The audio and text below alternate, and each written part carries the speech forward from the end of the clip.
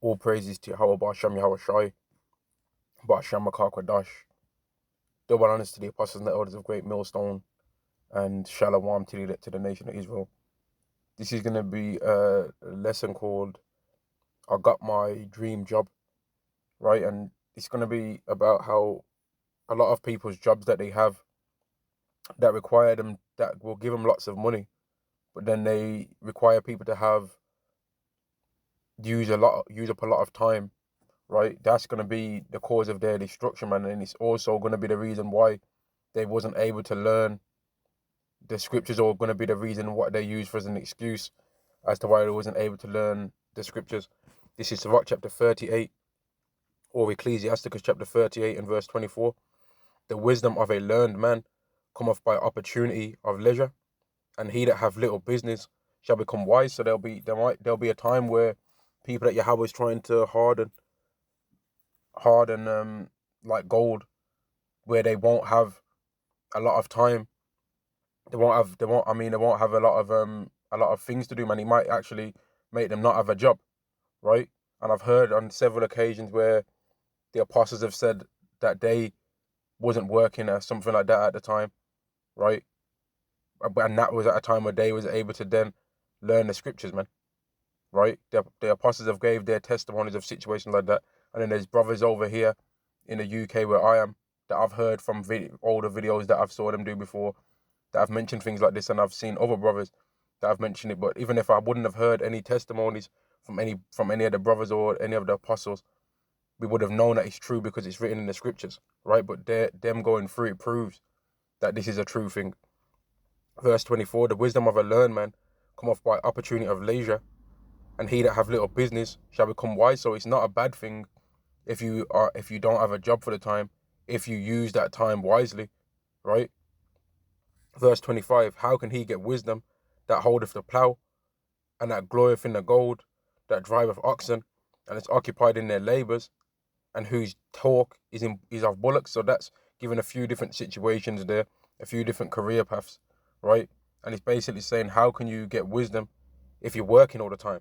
Verse 26, he that giveth his mind to make furrows, and is diligent to make the kind fodder, so every carpenter and workmaster that laboureth day and night, and they that cut and grave seals, and are diligent to make great variety, and give themselves to counterfeit imagery, and to watch to finish the work. So that would be like construction workers, right? If someone that's doing a construction job and they're putting in 70 hours a week every single week, right, for the next 30 years, they ain't gonna have the time to read the scriptures, or they're gonna perceive as though they really don't have the time to read the scriptures, because any time that they do have spare will be either spent sleeping or enjoying folly. Verse 28, the smith also sitteth by the anvil, and that's talking about a blacksmith. The smith also sitting by the anvil, and considering the ironwork, the vapor of the fire wasteth his flesh, and he fighteth with the heat of the furnace. The noise of the hammer, and the anvil is ever in his ear. So if you want to just see if you want to have a visual for that, all you'd have to do is go on the internet and just type in a blacksmith forging a sword or something like that, and you'll see that he's dipping the sword in the hot heat. Then he'll put it on the anvil and bang it with the hammer to try and form the particular shape that he wants it to be, right? Let me carry on reading. The noise of the hammer and the anvil is ever in his ears, and his eyes look still upon the pattern of the thing that he maketh. He setteth his mind to finish his work, and watcheth to polish it perfectly. So his whole mind is done on his job, right? And that goes for all the other types of jobs that's out there as well. Verse 29, so doth the potter sitting at his work, and turning the wheel about his feet, who is always carefully set at his work, maketh all his work by number. Let me read that again.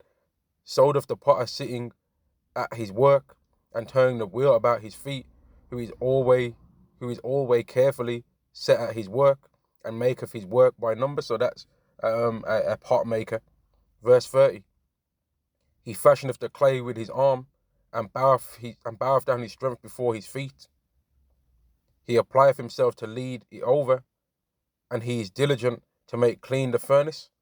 All these trust to their hands, and everyone is wise in his work. And these are construction jobs that he's mentioning, right? Because these would have been career paths that was even more so popular in those times, right? Because you didn't have such things as like cryptocurrencies and all of that stuff. That was even easier money making schemes back then, right? Verse 32, because it can really be applied to any career. Verse 32, without these cannot a city be inhabited, and they shall not dwell, and they shall not dwell where they will, nor go up and down. Let me read that again. Without these cannot a city be builded, and they shall not dwell where they will, nor go up and down. So they're focused on their job. That they're basically people that every society needs, right? Every society needs construction workers, right? But they are so focused on their job that it's very difficult for those types of people to become wise, man, because they're just focused on their career path. They're just focused on their job, right?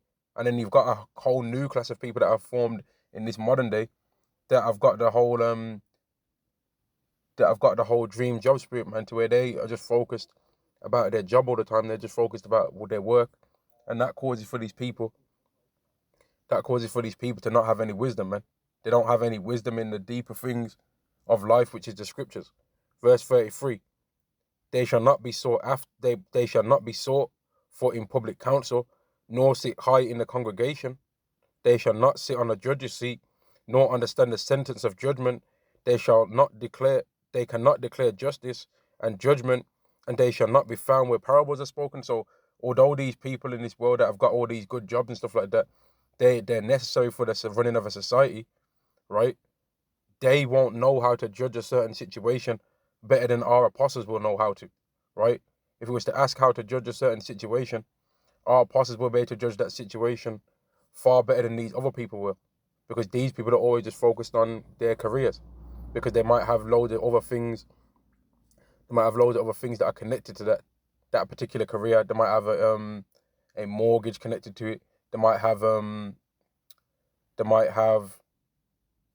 like assets that they've got that they're connected to it. They might have bills connected to it, so then they become stressed out on trying to have way more than just daily bread, right? And all of this causes them to not be able to gain the wisdom that's necessary for the day of the Lord. Verse 34, but they will maintain the state of the world, and all their desire is in the work of their craft, right? And when we was in slavery, right, in hardcore slavery, in hardcore bondage, that's the kind of spirit that Yahweh had us in, because we didn't have the time to read the scriptures and know who we were during that time, right? But now that we're out of that hardcore slavery, we have the time to read the scriptures, and Yahweh gives us free time to be able to read the scriptures. Every single person that he wants of his elect, he's going to give them the necessary time to read the scriptures, man. And through that, they're going to have the wisdom that's necessary to save their soul. This is Isaiah chapter 33 and verse 6. And wisdom and knowledge shall be the stability of thy times, and strength of salvation. The fear of Yahweh is his treasure. So Yahweh is going to give those of his elect the ability to get time to read the scriptures to become wise.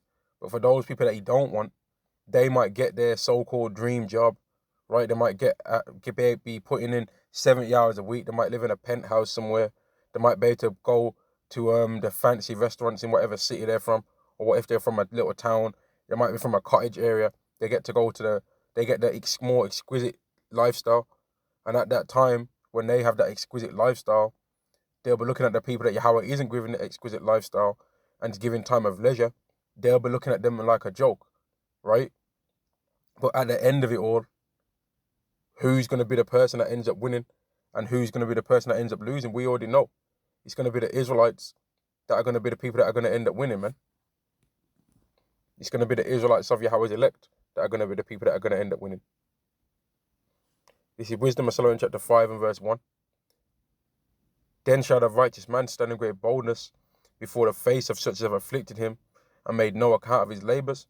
When they see it, they shall be troubled with terrible fear, and shall be amazed at the strangeness of his salvation, so far beyond all that they looked for, because these people thought that life was just about having a good job, right? They thought that if I get a job and get enough money, then are able to take care of all these world's things because they didn't have the time to understand that there was other things that are important in life than how much your money, your bank balance is, man.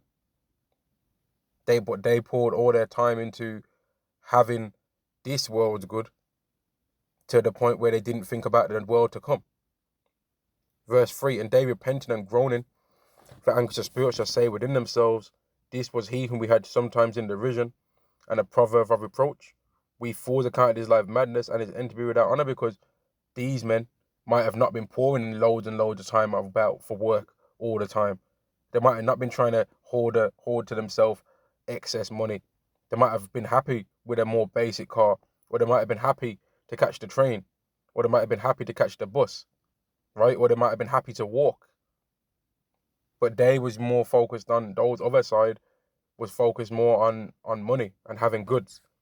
Verse 4, we fools accounted his life madness and his end to be without honour. How is he numbered among the children of God, and his lot among the saints? Therefore have we erred from the way of truth, and the light of righteousness have not shined unto us, and the sun of righteousness rose not upon us. We wearied ourselves in the way of wickedness and destruction, yea, we have gone through deserts where there lay no way. But as for the way of the Lord, we have not known it. And these people are not going to have known the way of the Lord, because they was too focused and had their job took up all their time to where they couldn't learn anything outside of going to work. They couldn't learn anything outside of what job they did, right? And that job that they loved so much ended up becoming a snare unto them. Verse 8, what have pride profited us, or what good have riches without vaunting brought us?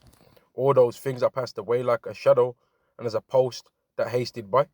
So that job and all that money that they had in the day of the Lord's wrath, it's not going to mean nothing, right? And if you look up what money's worth during a riots, or during a like chaotic events, or during hyperinflation, it's not worth nothing.